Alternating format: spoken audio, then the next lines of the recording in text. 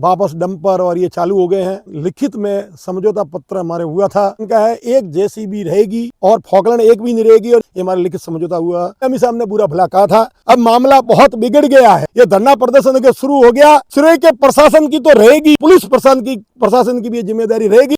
तो फिर आप जानो और आपका काम जाने। पानी सर से बहुत ऊपर जा चुका है। जो भी इनसे मिले हुए हैं, पुलिस वाला हो या कोई भी हो, खुला कह रहा हूं, और जो सही आदमी है वो हमारे सामने आना, और जो मिला हुआ वो हमारे से बात नहीं करे। जो होना कह जाएगा वो हो जाएगा।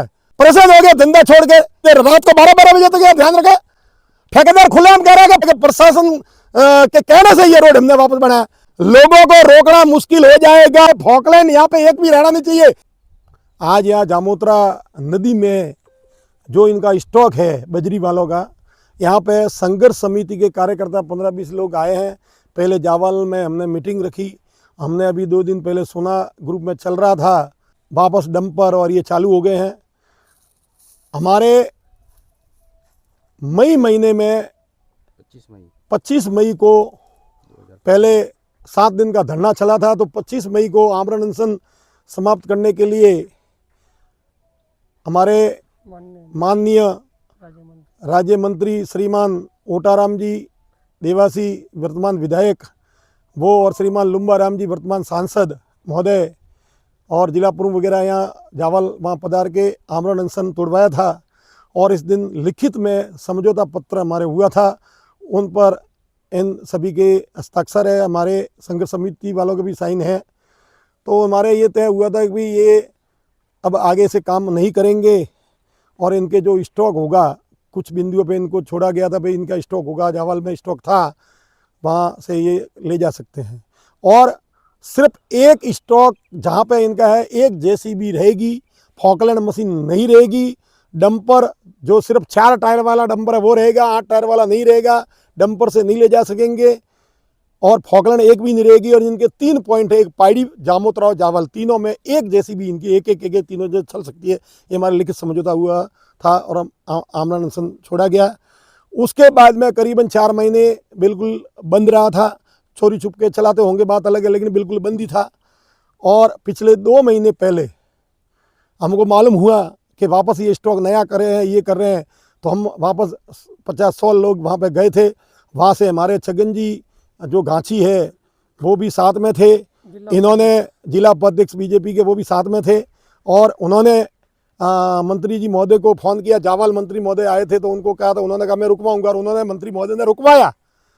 तो उसके बाद में 5-7 दिन में वापस चालू हुआ। तो उस तरफ चालू हम और छगन जी वहाँ गए थे मौके पे, 15-20-25 लोग थे। तो वहाँ पे मौके पे गए तो वहाँ छगन जी ने मंत्री जी को फ़ोन किया और एमई साहब को फ़ोन किया। तो एमई साहब से वापस बात की छगन जी ने, तो छगन जी को भी एमई साहब ने बुरा भला कहा था, और ऐसा करेंगे वो करेंगे, पता नहीं क्या कहा। तो छगन जी उनके भी कोई हॉकटॉक हुई थी, और उस दिन उन्होंने कहा कि हम 24 घंटे में ये फॉकलैंड मशीन ट्रक में भर के यहाँ से हटा देंगे। ये बात तय हुई थी।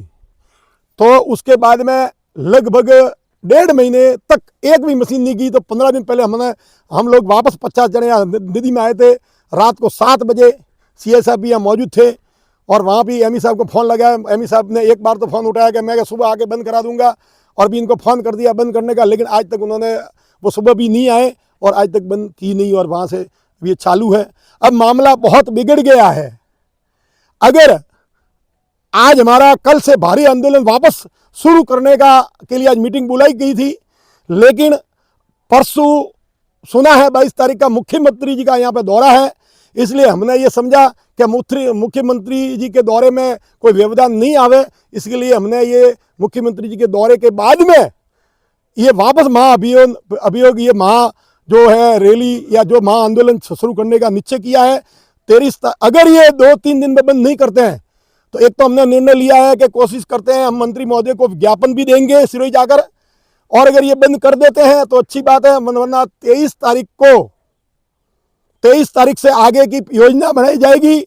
और पूर्व की तरह वापस ये धरना प्रदर्शन के शुरू हो गया तो इसकी सारी जिम्मेदारी सिरोही के प्रशासन की तो रहेगी ही रहेगी, और पुलिस प्रशासन की भी जिम्मेदारी रहेगी।